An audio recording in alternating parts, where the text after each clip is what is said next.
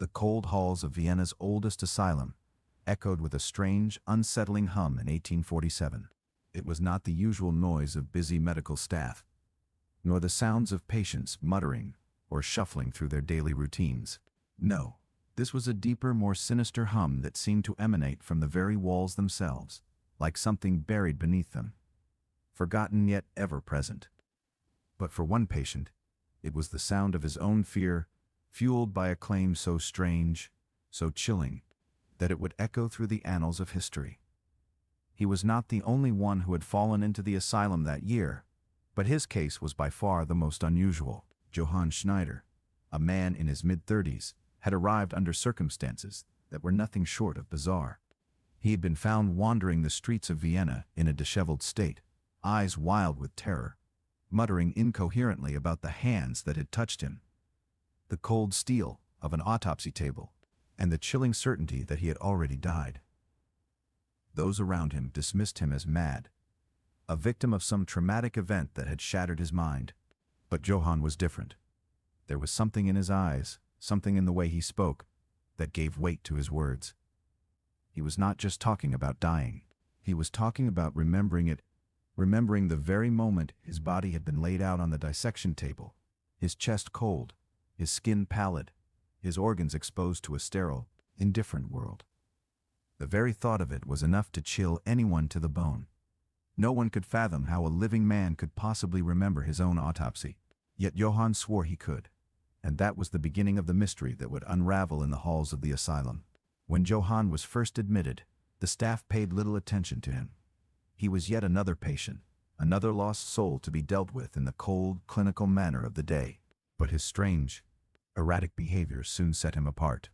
He would speak in fragmented sentences, his words sometimes a jumble of random thoughts, but other times chillingly specific details that no one could explain. He spoke of his body as if it were already a lifeless thing, of his buried heart, and of cold hands that had cut into him. His tale was at once haunting and incomprehensible, a puzzle no one could put together. It was not just madness, it was something far more unsettling. The asylum itself, nestled on the outskirts of Vienna, had a reputation for treating the mentally ill. But it was not just a hospital. It was a place where the lines between medical science and the supernatural often blurred. The asylum had seen its share of odd cases, and many whispered that some of its treatments bordered on the unorthodox. Rumors spread like wildfire. Patients who disappeared without a trace, strange experiments conducted in the dead of night, and a pervasive sense of darkness that seemed to hang over the building like a thick fog. Those who worked there knew not to question too much. It was a place where science and superstition coexisted in a fragile balance, and Johann Schneider's arrival was about to tip that balance in ways no one could have predicted. In the early days of his confinement, Johann was monitored closely. He would sit alone in his cell, his eyes darting around as though expecting something to move, his hands trembling. At night, he would cry out in his sleep, the words unintelligible, but the fear palpable. On more than one occasion, he would sit up suddenly in the dead of night, staring at the door of his cell, whispering, "They are coming for me. They are coming for me again." The attendants, who had grown accustomed to the night terrors of their patients, grew increasingly concerned, but it was not until one of them overheard him in the corner of his room that the full horror of his claims came into focus. "I remember it," Johann had muttered, his voice trembling with a mixture of fear and disbelief. "I remember everything. I remember the table, the knives, the cold. They cut me open. They took me apart. I was already dead." The words were simple, yet they carried with them an undeniable weight. He was not speaking metaphorically. He was not claiming to have experienced a near-death experience, or describing a vague sensation of floating above his body. He was saying he remembered his own autopsy. The very thought was enough to send shivers down anyone's spine. Was he insane, or was there some terrifying truth hidden beneath his madness? The doctors who tended to Johann initially dismissed his claims as the ravings of a man caught in the throes of a breakdown. But as time passed, something began to shift. Small details began to emerge that did not fit with the narrative of simple insanity. Johann's knowledge of medical procedures, especially those related to autopsies, was disturbingly accurate. He described the instruments used, the feel of cold steel against skin, the sensation of being opened up by hands that seemed to know exactly what they were doing. His descriptions were precise, and they made no sense coming from someone who had never worked in medicine. The more they listened, the more unsettling his words became.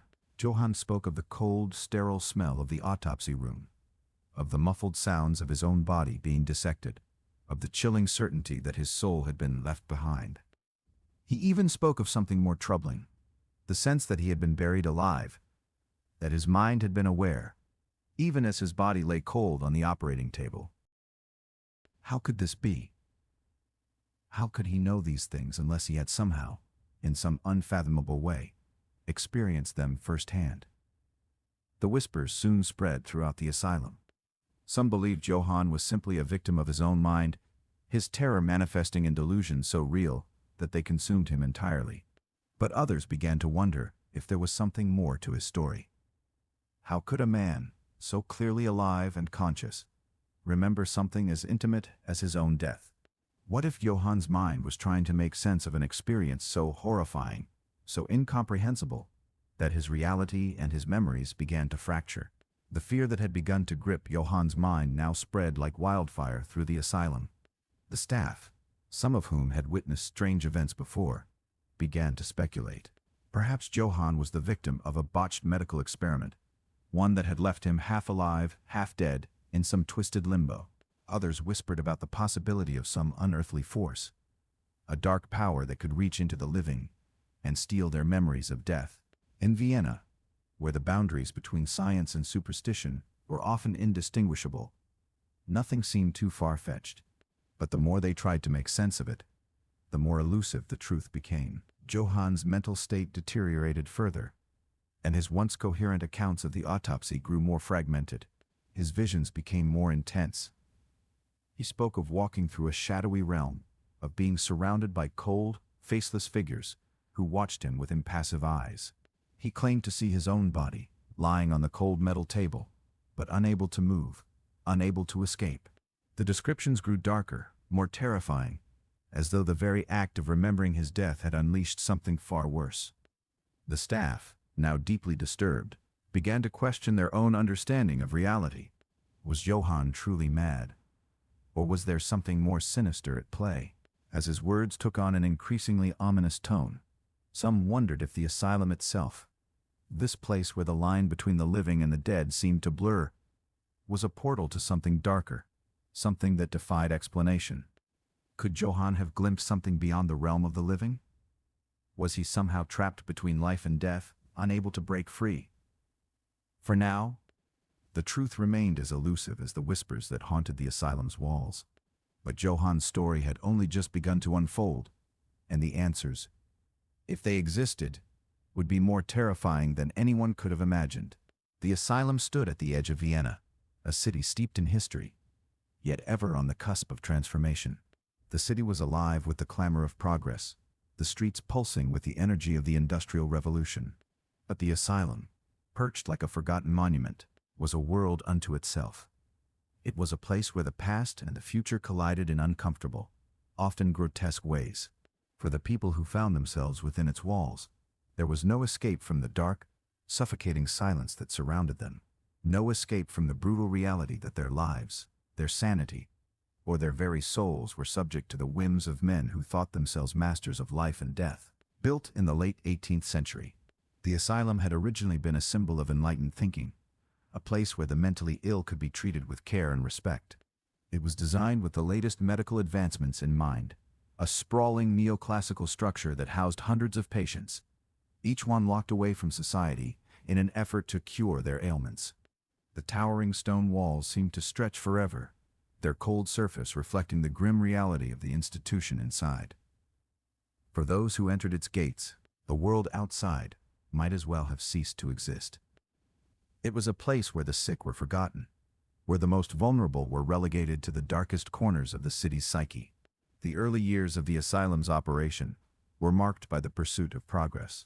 At the time, Vienna was a city of intellectual ferment, a place where scientific thought and artistic expression flourished.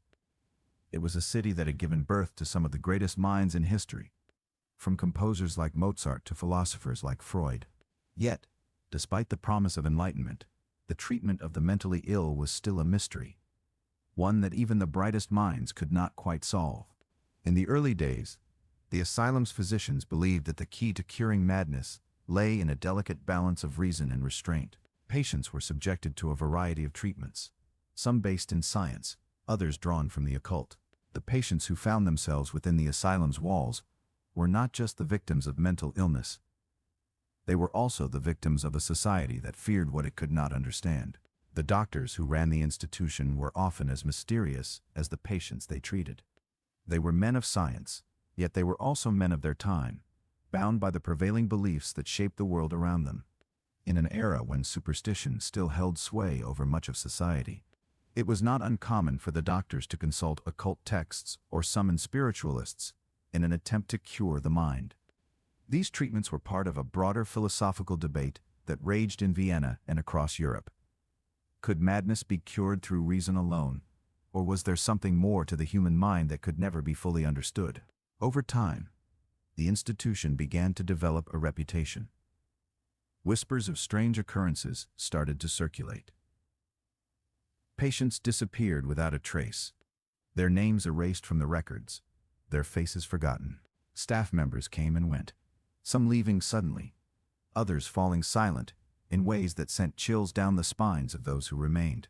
The corridors of the asylum became known for their eerie quiet, broken only by the occasional shuffle of a patient's feet or the soft murmur of a doctor's voice.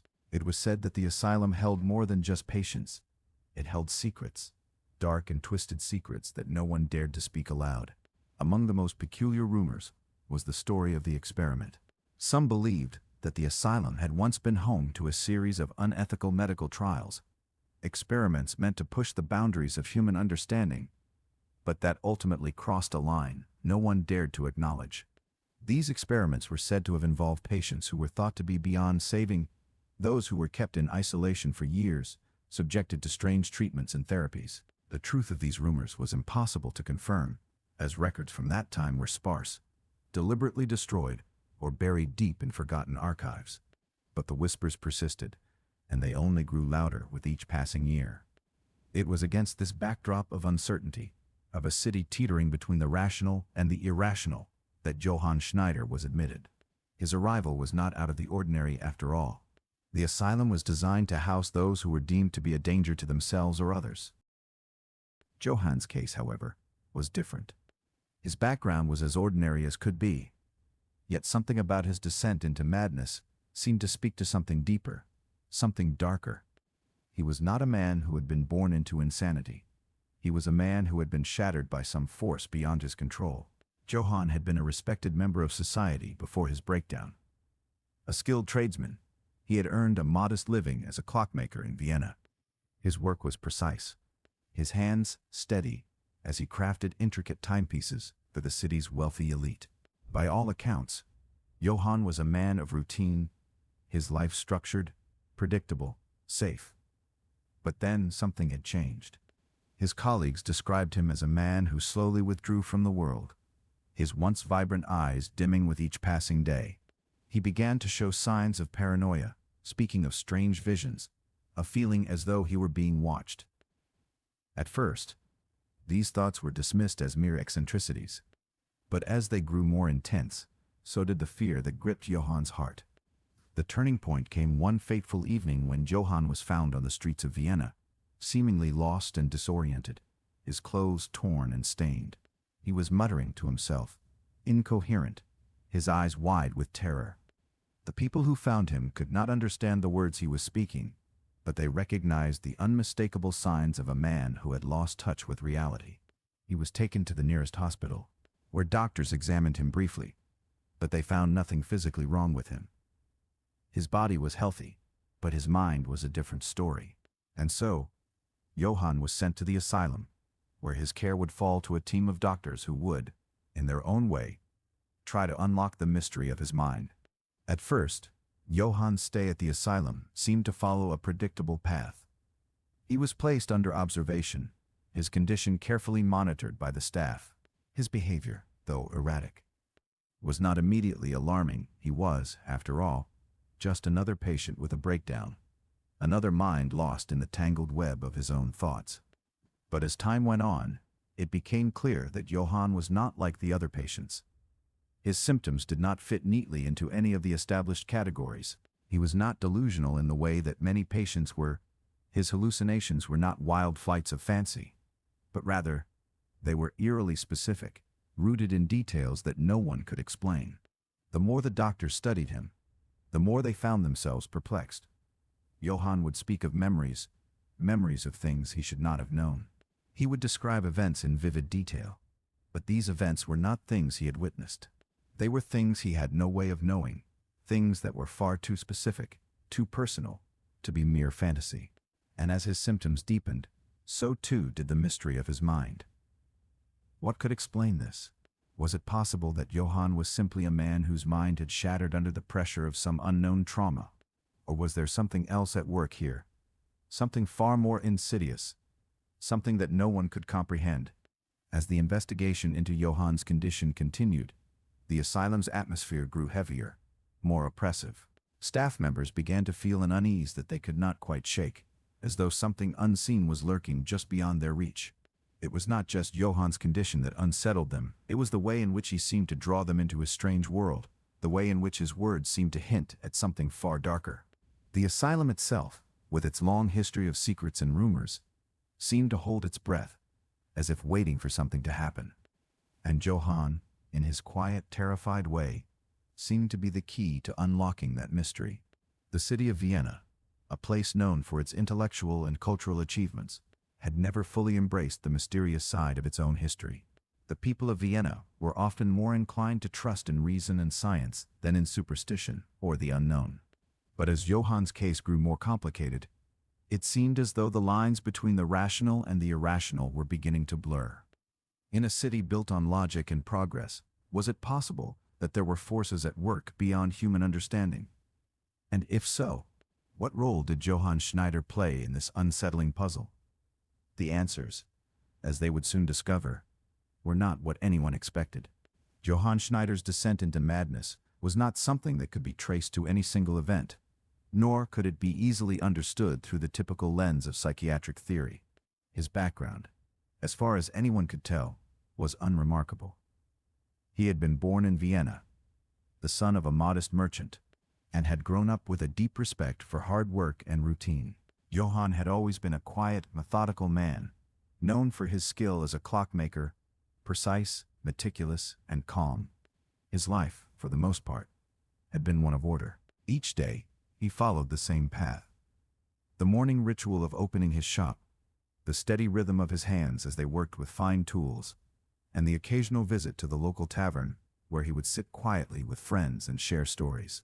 There was nothing that marked Johann as different, nothing that suggested his mind was teetering on the edge of something far more dangerous. But it was this very calmness, this sense of control, that would later appear as a tragic irony. Johann's life, so tightly regulated by time, would eventually unravel in ways that defied reason.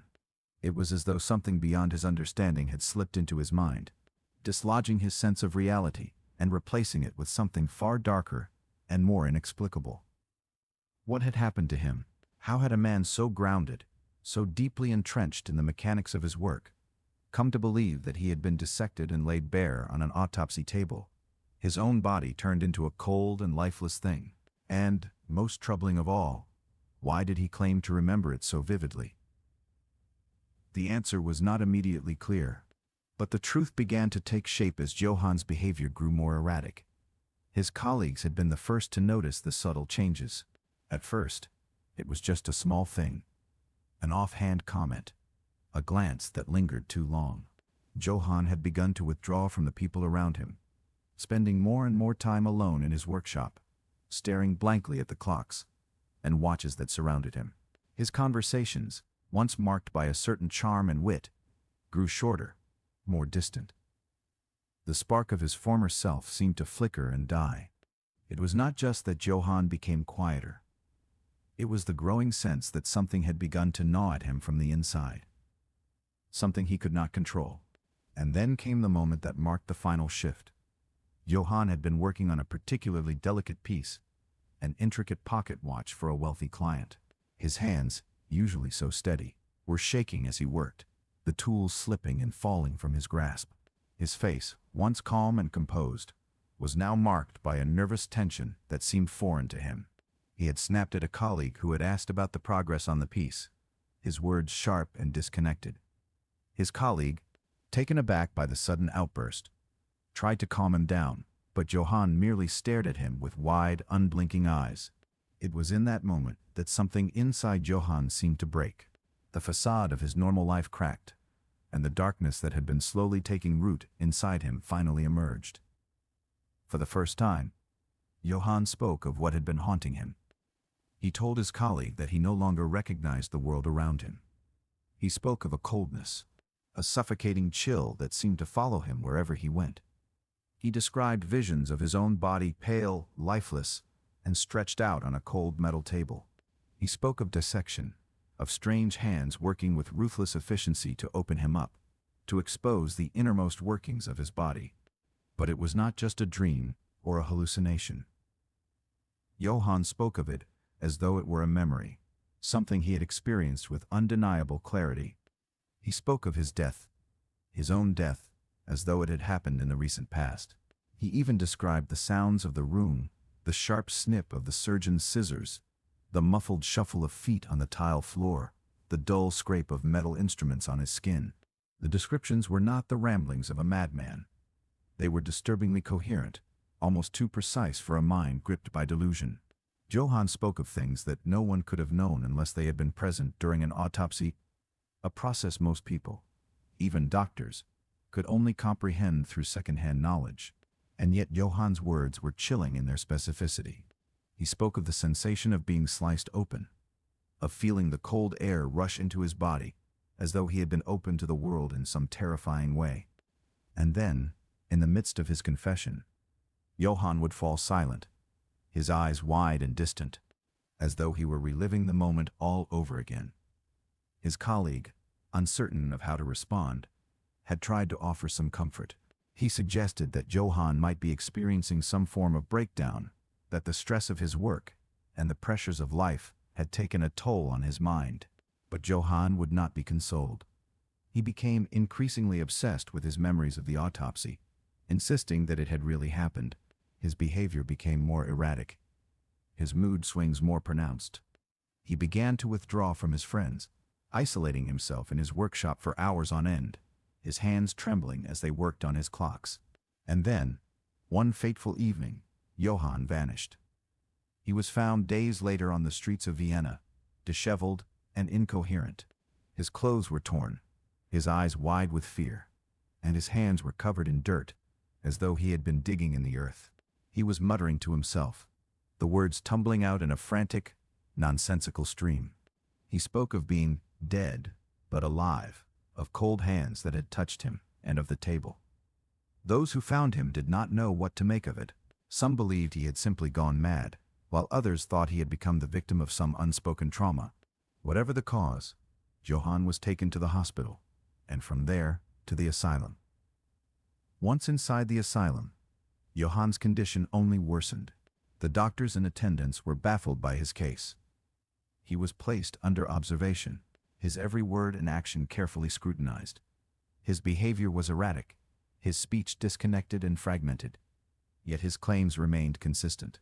He continued to speak of his autopsy, describing the events with a precision that seemed beyond the capabilities of a man suffering from delusion.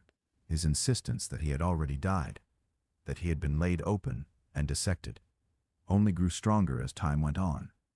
At first, the asylum staff believed Johann was simply suffering from a severe mental breakdown, brought on by an unknown trauma. They treated him with a mixture of sedation and psychotherapy, hoping to ease the strain on his mind. But as the weeks passed, they began to notice something unsettling, something that could not be easily explained. Johann's descriptions of his autopsy, while clearly rooted in his own distorted perception, contained details that no one could explain. How could a man, locked away in a room with no access to medical records or information about autopsies, describe such a process with such chilling accuracy? And why did his words seem to hold such weight? as though he truly believed them. The staff's initial skepticism gave way to uncertainty. Could it be that Johann was somehow tapping into some hidden truth, something buried deep within his subconscious? Was it possible that he had, in some unexplainable way, truly experienced the moment of his death? That his mind had somehow retained the memory of his autopsy, even after his body had been declared lifeless? The more the doctors examined Johann, the more they found themselves questioning the very foundations of what they knew about the human mind. It was during this time that the first whispers began. The doctors, many of them young and eager to make a name for themselves in the growing field of psychiatry, started to discuss Johann's case in hushed tones. Some believed his story was merely a manifestation of his shattered mind, a desperate attempt to make sense of a reality he could no longer comprehend. Others, however, began to entertain darker possibilities. Was it possible that Johann was not mad at all? That somehow, through some unnatural process, he had experienced his own death and had returned to life, his mind forever scarred by the trauma of the experience? The mystery of Johann's case deepened with each passing day. The doctors were at a loss, unable to explain the details of his visions, and the staff began to grow uneasy. The more they watched him, the more they were convinced that something beyond the ordinary was at play. And yet, in the midst of all this uncertainty, there was one thing that was undeniable. Johann's story was unlike any other they had encountered before. There was something in the way he spoke, in the way he described his death, that could not be easily dismissed. As the days turned into weeks, the question lingered in the air, unspoken but ever present. What had really happened to Johann Schneider? Had he truly experienced his own autopsy, or was his mind playing tricks on him in ways no one could understand? And if his story was true, what did that mean for the rest of humanity? The whispers among the staff of the asylum began almost immediately after Johann Schneider's arrival, though at first, they were not particularly unusual. New patients often brought with them stories of their former lives, disjointed memories, and fractured identities. It was not uncommon for those working in such institutions to dismiss these tales as products of delusion. Mental illness, after all, often manifested in strange ways: paranoia, hallucinations, and even the occasional claim of extraordinary experiences. But there was something about Johann's case that felt different. Something about his presence in the asylum that seemed to unsettle the very walls themselves. At first, the whispers were subtle, little more than murmurs in the corners of the dining hall or between shifts in the dimly lit hallways. Staff members who had worked in the asylum for years, accustomed to the eerie quiet that often settled over the institution, began to notice things that did not make sense. It was not just the fact that Johann's claims of remembering his autopsy were disturbing. Everyone could agree that the mind was a fragile thing, capable of conjuring vivid, horrifying illusions. It was the sheer conviction with which he spoke.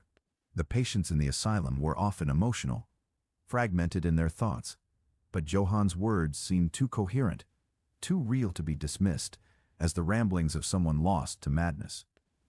There was a chilling, calculated clarity in his voice, as if he knew precisely what he was saying.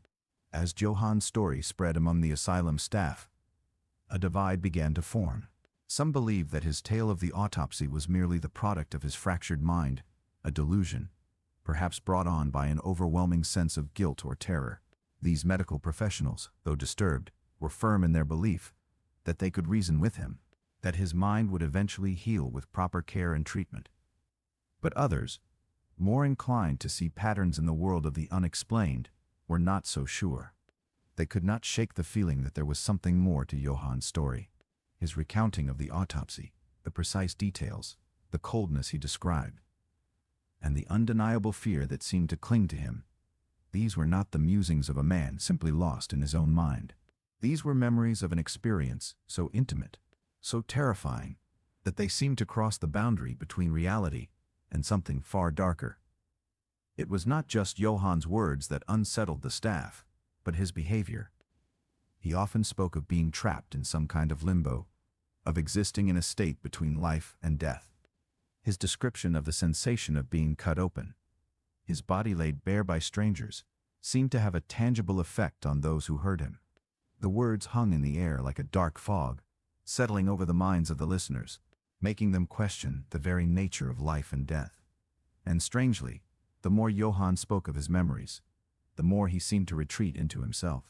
His behavior grew more withdrawn, as if he were slowly becoming disconnected from the present moment, as though his mind were retreating into the recesses of his own dark memories. The first serious shift in the atmosphere came after one particularly harrowing session. The attending physician, Dr. Marcus Lehmann, had been tasked with overseeing Johann's treatment. A man of science, Dr. Lehmann had been skeptical of Johann's claims from the beginning. To him, it seemed obvious that Johann had suffered some kind of psychotic break, that his mind had constructed a vivid, terrifying hallucination as a way of processing some unspoken trauma. But during one of their conversations, Johann had described his experience in a way that made even the seasoned doctor pause. Johann's description of the autopsy was not just about the physical sensation of being dissected. It was about a deeper, more disturbing memory. He spoke of the coldness of the room, the smell of antiseptic, the sound of distant voices, but he also spoke of the sensation of being surrounded by darkness, of not knowing if he was alive or dead. There was an overwhelming sense that Johann was not just recounting a past event, he was reliving it, over and over again. His eyes, wide with fear, seemed to be staring into the very depths of his memory, as if he were watching the scene unfold once again. Dr. Lehmann, usually a man of cold logic and reason, felt an unease settle over him. He could not dismiss Johann's words as easily as he had hoped. There was something about them that rang with an unsettling truth, as though Johann was speaking of an experience that could not be merely fabricated by a broken mind. It was this unsettling feeling that led the doctor to dig deeper into Johann's background, to uncover more details about his life before the asylum.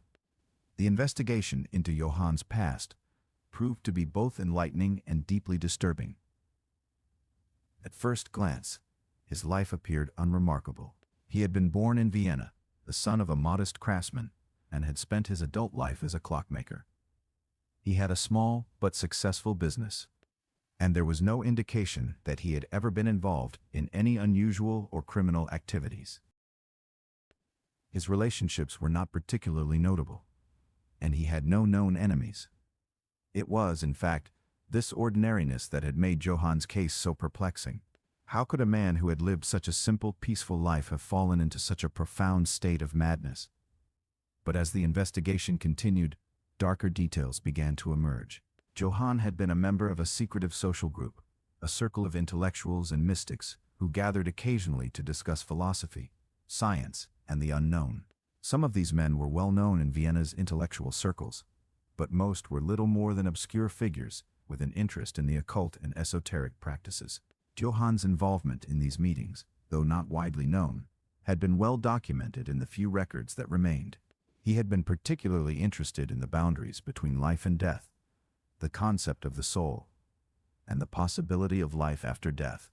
His curiosity had led him to explore a variety of philosophies and religious beliefs, some of which bordered on the fringe of conventional thought. Had this intellectual obsession with the unknown played a role in his eventual breakdown? The more the staff learned about Johann's intellectual pursuits, the more questions began to form. Was it possible that his mind, already fragile, had been pushed over the edge by his exposure to these unconventional ideas?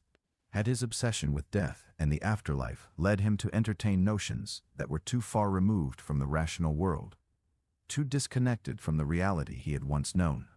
And, most troubling of all, was it possible that Johann had somehow stumbled upon something, a truth, a discovery, that had driven him to madness?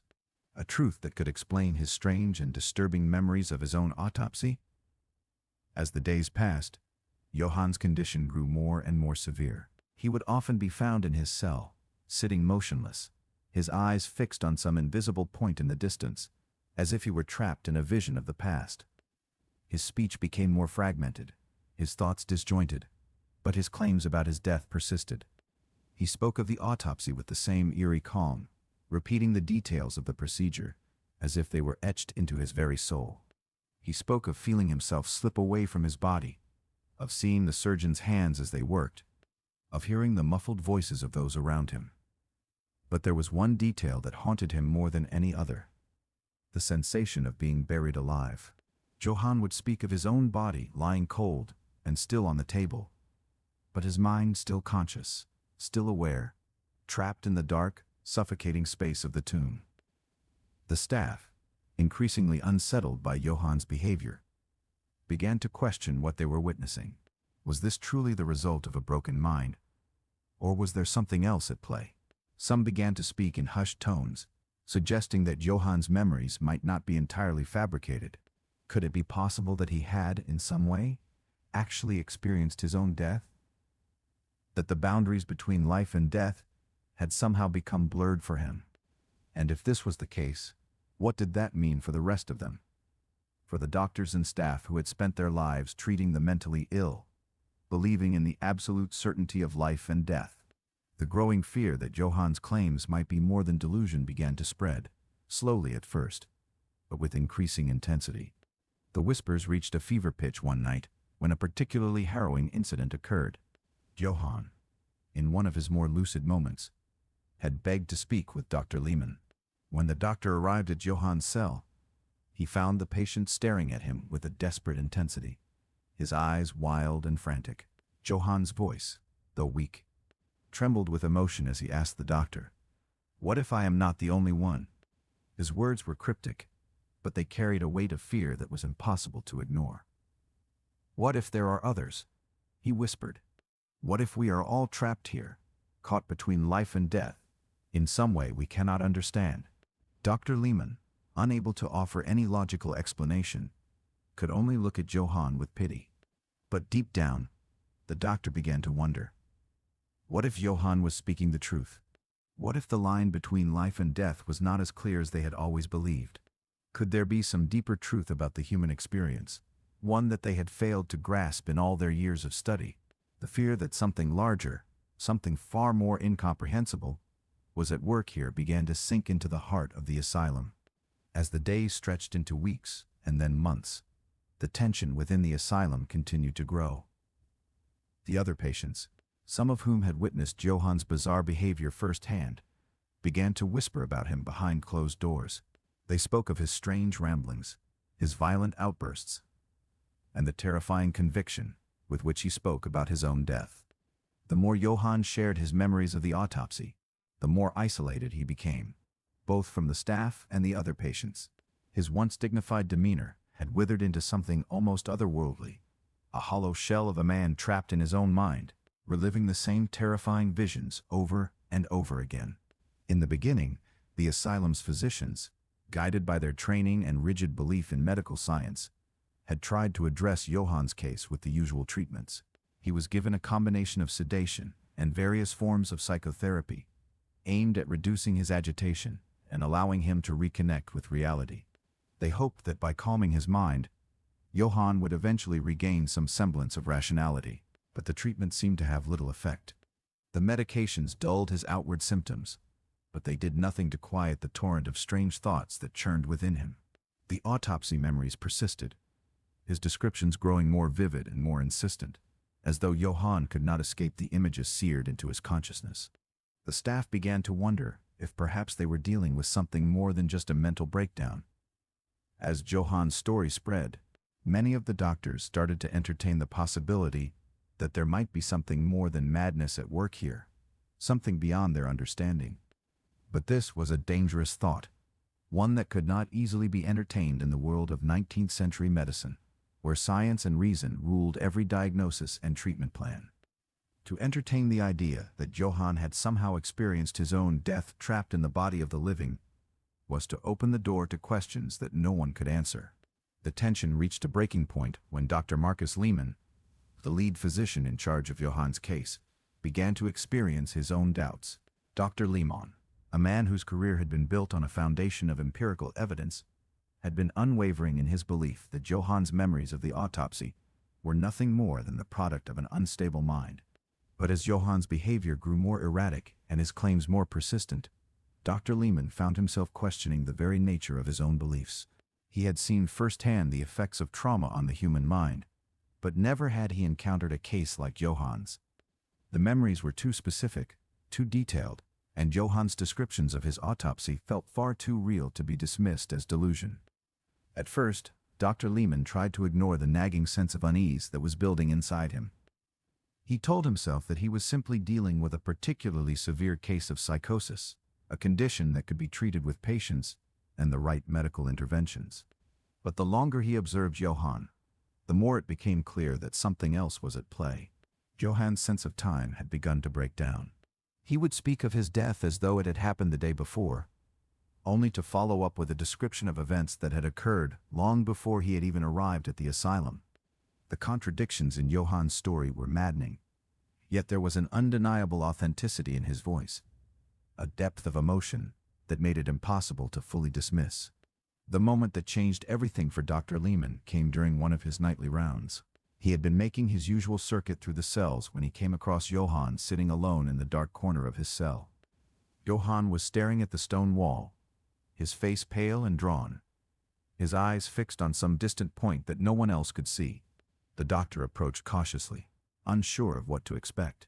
When Johann turned his gaze to him, his eyes were wide, filled with a mixture of fear and recognition. It was as if he were seeing Dr. Lehman for the first time, and yet somehow knew him better than anyone else in the room. "They are coming for me again," Johann whispered, his voice trembling with an intensity that sent a chill down the doctor's spine. "The hands, the cold hands, they will cut me open again. They will take me apart, piece by piece."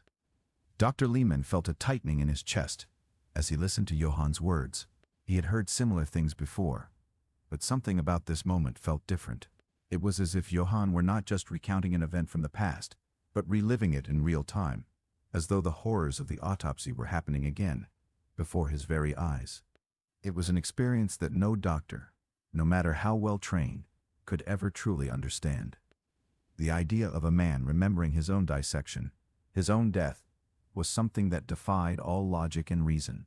Yet, in that moment, it was impossible to ignore the sincerity in Johann's voice. "Johann," Dr. Lehman said, trying to keep his tone calm, his voice steady. "You are safe here. No one will hurt you. You are not going to die. You are in a place where people care about you. You have been through a lot, but you are still alive." But Johann shook his head, his face twisted in terror.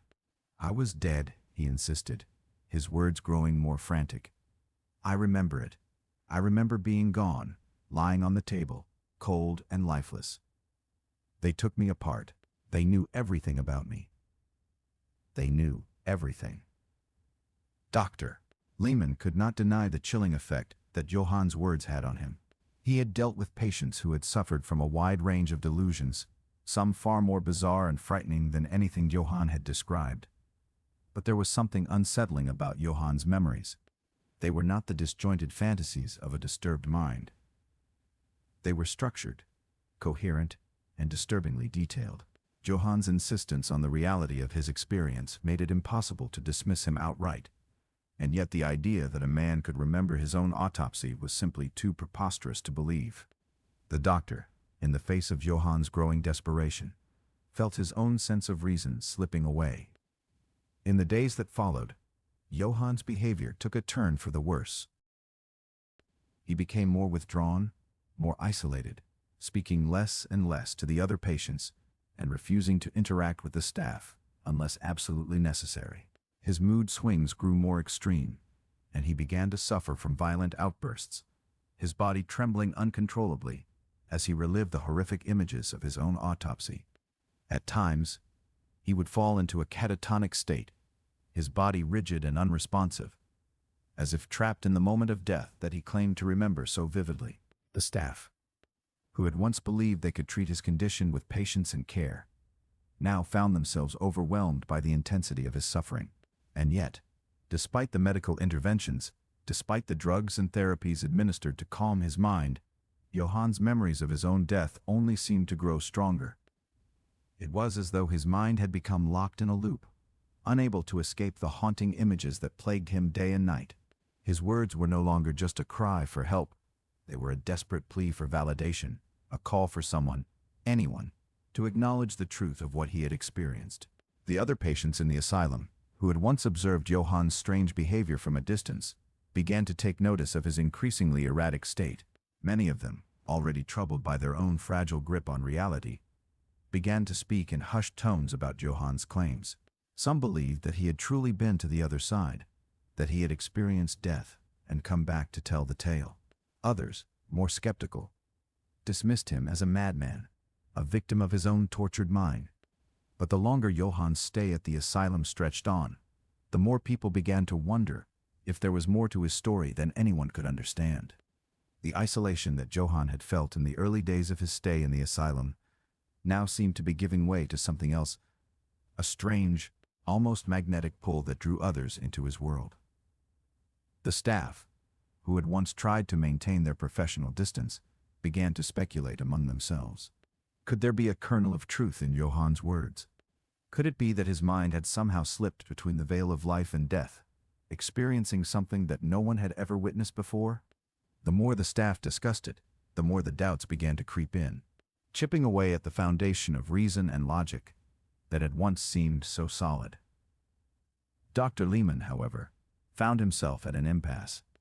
His belief in scientific reasoning was being tested in ways he had never anticipated.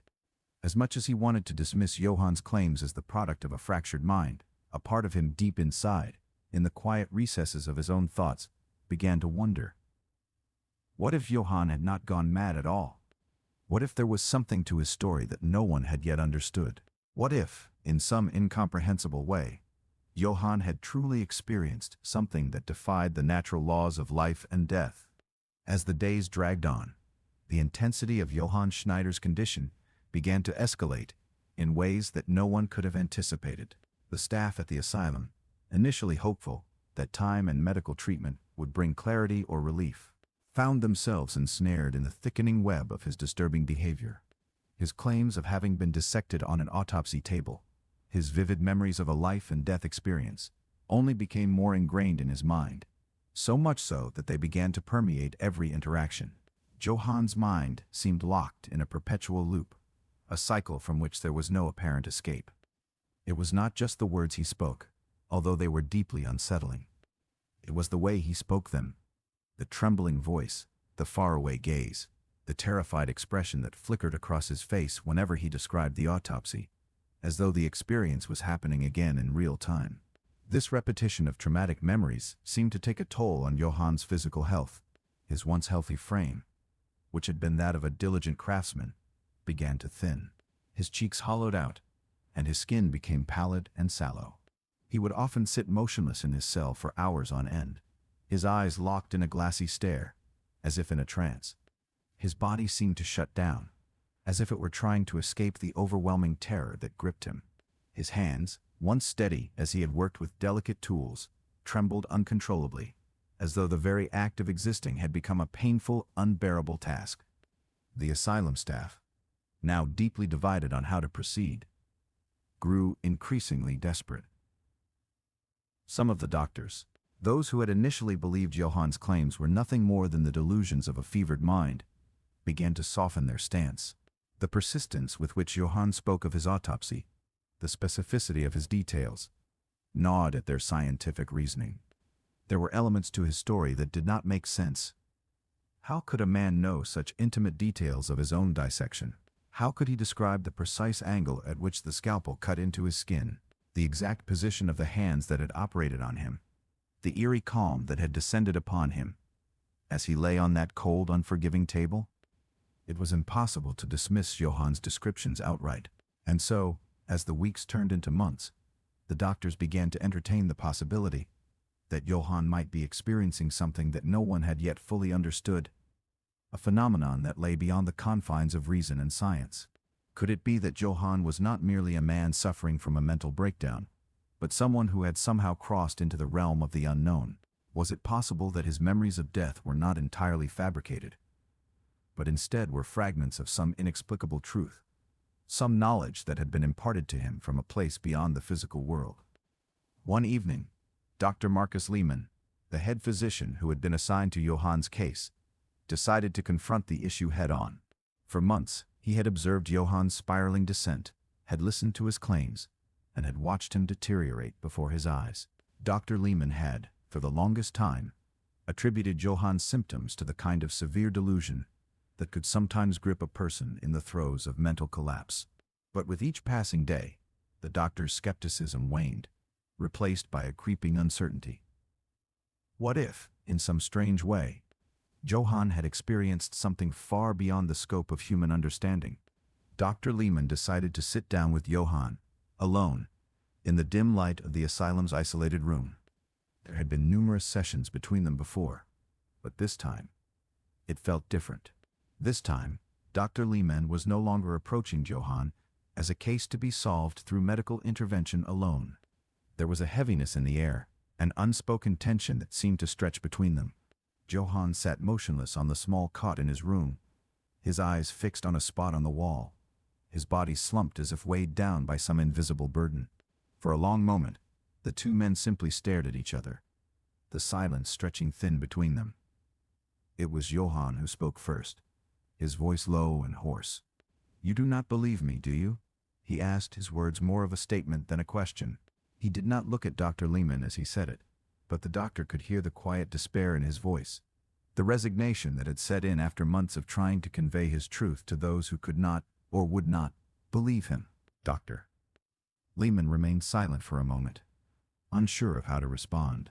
He had been trained to approach every case with skepticism, to root out the falsehoods, and to remain grounded in logic. But something about Johann's plea struck him. The pleading in his eyes, the exhaustion that clung to his every word, made the doctor pause. There was no denying that Johann's mind was fractured, no denying that his mind was struggling to reconcile the haunting memories that refused to leave him. But Dr. Lehmann could no longer dismiss the possibility that there was more to this story than he had initially assumed. "I am not sure what to believe, Johann," Dr. Lehmann replied, his voice tinged with uncertainty. "What you are describing, it does not fit with anything I know, but I cannot ignore what I have seen. And what I have seen, Johann, is that you believe what you are saying with everything you have. You are not lying." "But what does that mean?" Johann looked at him then, and in his eyes was something akin to both relief and despair. "I remember it," Johann whispered. "I remember the coldness. I remember being laid out on the table, the sharpness of the scalpel cutting into my skin. I remember the sensation of being taken apart, of feeling the weight of the world on top of me, as though my very soul were being laid bare. I was dead, Dr. Lehmann. I remember being gone, and then I came back." The doctor's heart tightened at the raw emotion in Johann's voice. He had spent so many years treating the mentally ill, trying to decode the labyrinth of the human mind, but this was different. There was something about Johann's conviction, the way he spoke of his memories, that made it impossible to dismiss him as simply another broken mind. The descriptions were too real, too intimate, and too precise. It was as if Johann were remembering not just the experience of death, but the very essence of it, the core of the human experience that lay beyond the reach of medicine. "What do you want from me, Johann?" Dr. Lehmann asked softly. His voice was a mixture of frustration and compassion, as though he were searching for a way to break through the wall that had surrounded Johann for so long. "I want you to understand," Johann replied, his voice quiet but insistent. "I want you to understand that I am not mad. I am not imagining things. I have been through something that cannot be explained. And I need someone to acknowledge it. I need someone to see me, truly see me. I need to know that someone believes me." Dr. Lehmann sat there for a long while, the weight of Johann's words pressing on him. The room, once cold and clinical, now felt like a place of profound sadness, as if the very air had been thickened by the sheer gravity of Johann's claim. The doctor had never been a man prone to spiritual or mystical beliefs. His education and career had been built on a foundation of hard science, of reason, and empirical evidence. But now, in this moment, he found himself questioning everything he had ever known. For the first time, he wondered if there was a truth in Johann's words that had nothing to do with the brain or the body, something that lay beyond the realm of his understanding. Was it possible that Johann's experience of death was real? Was it possible that there were forces at work in the world that could not be explained by science, forces that had allowed Johann to transcend the boundaries of life and death. The question loomed larger than any diagnosis, any theory, and doctor. Lehman felt himself on the verge of a terrifying realization. "I believe you," Dr. Lehman said, his voice barely above a whisper. Johann's eyes flickered with a mixture of disbelief and gratitude. For the first time in months, he seemed to soften, as though a weight had been lifted from his chest. But Dr. Lehman knew that this was only the beginning. There were no easy answers here, no simple solutions. Johann's case had pushed the boundaries of what was known, and the questions it raised went far beyond the walls of the asylum. What had happened to Johann Schneider? Was his experience of death a unique and inexplicable anomaly, or did it point to something much larger, something that the world was not yet ready to understand? As the doctor left Johann's cell that night, his mind was consumed by a single, haunting thought. What if death was not the end, but only the beginning of something far more complex? The tension inside the asylum grew palpable, as if the very walls themselves were holding their breath, waiting for the next revelation, the next unexplained occurrence that would add to the growing enigma of Johann Schneider. Even the staff, who had once maintained a professional distance from the patients, found themselves discussing Johann's case in hushed tones after their shifts. They debated among themselves about what could be behind his claims, his memories of death. The more they delved into his history, the more mysterious it seemed. Johann's background had been as ordinary as any other man's. He had been a clockmaker, a man of routine, someone who followed the tick-tock of time with religious devotion. There was nothing in his history that suggested he would be the one to cross over into such uncharted waters. But something had happened to him, something beyond the limits of explanation. He had crossed a line, one that separated the living from the dead, and returned from it with stories no one could easily dismiss. Dr. Marcus Lehman, despite his skepticism and the weight of scientific training, found himself questioning his very understanding of life, death, and consciousness. Johann's insistence that he had died, that he had felt the cold metal of the autopsy table, and the precise movements of hands cutting into his body, had been impossible to ignore. The more Johann spoke of his experience, the more difficult it became for Dr. Lehman to chalk it up to mere delusion. There was an authenticity in Johann's words, something that set them apart from the typical confessions of a troubled mind. The doctor began to look beyond the confines of his medical knowledge. He spent long nights poring over records, searching for any case that might shed light on Johann's condition. He consulted with colleagues, some of whom were more open to the idea that Johann's experience might not be purely psychological. There were rumors, of course, old stories of people who had claimed to have died and come back. Some of these tales were woven into folklore, stories passed down through generations, while others had been reported in newspapers and journals, though they were few and far between. But none of these cases were as detailed, as specific, as Johann's. What he described was too exact, too eerily vivid. It felt as though he had lived through it, not just dreamed it. It was not just the doctors who were affected. Johann's story had begun to reach the ears of the other patients in the asylum. And like the staff, the patients were divided. Some dismissed him outright, convinced that his mind had simply cracked under the weight of his own fears. But there were others, patients who had their own delusions, their own struggles with reality, who began to believe him. They too had experienced strange sensations, moments of disconnection from their own bodies, but none of them had ever been able to articulate it the way Johann did. His descriptions of the cold, sterile atmosphere of the autopsy room, the feeling of being torn apart, and the vivid clarity with which he spoke about the process, resonated with them on a level that could not be ignored. For some of them, Johann's words felt like a shared truth, a glimpse into a hidden reality that lay just beyond the surface of the waking world. It was during this time that the asylum's administration, concerned about the growing interest in Johann's case, decided to take action.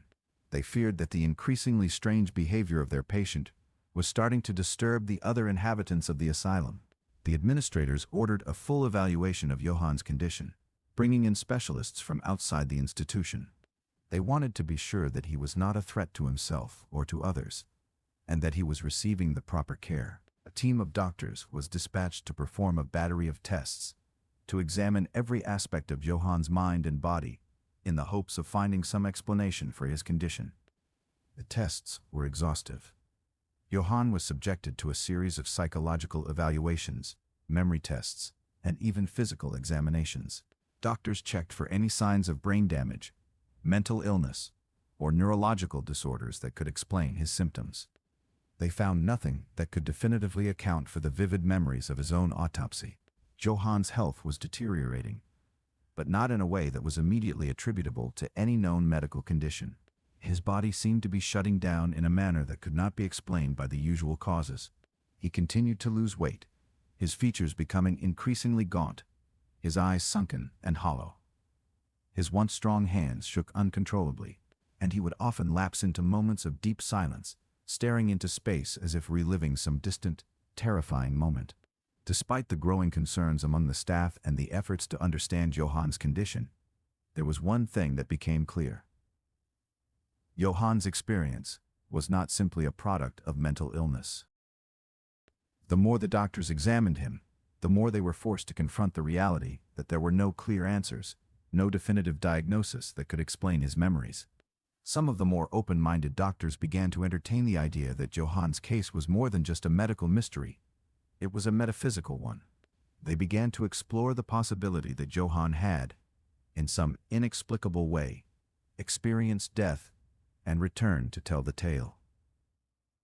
But even this theory, which would have been dismissed as nonsense only months earlier, was not without its own set of problems.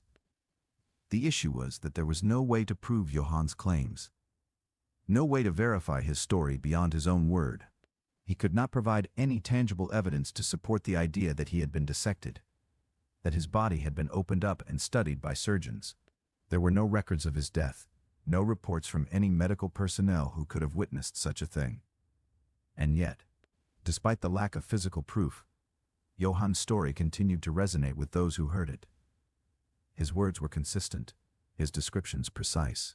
For those who listened closely, it was as though Johann was describing something that was deeply real to him, something that had irrevocably altered his sense of self.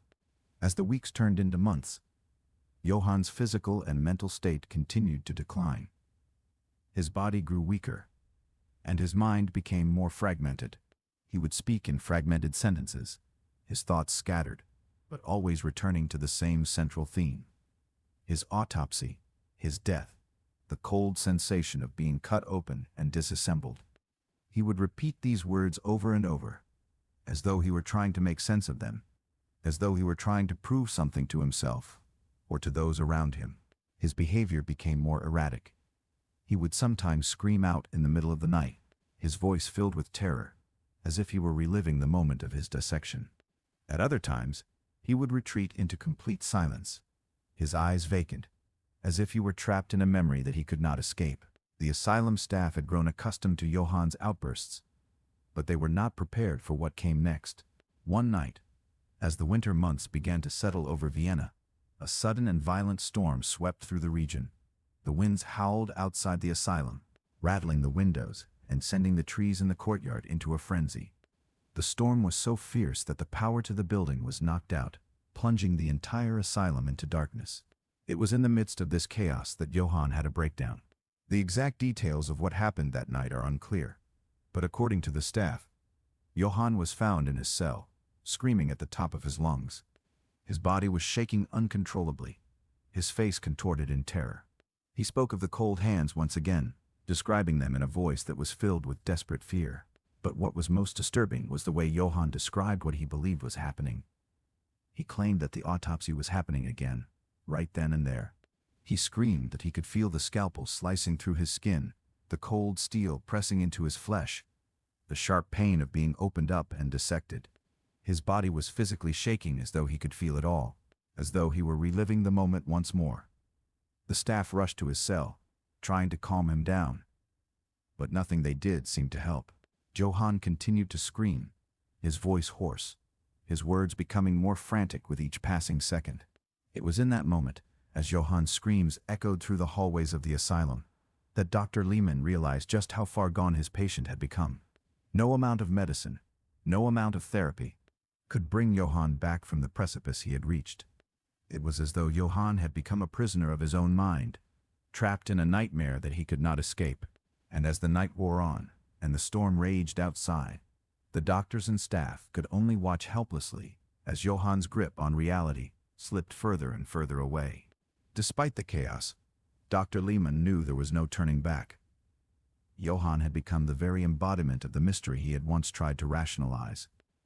What had happened to him was beyond explanation, beyond anything that could be contained within the sterile walls of the asylum. The terror that Johann experienced was real, and it was not something that could be dismissed as madness.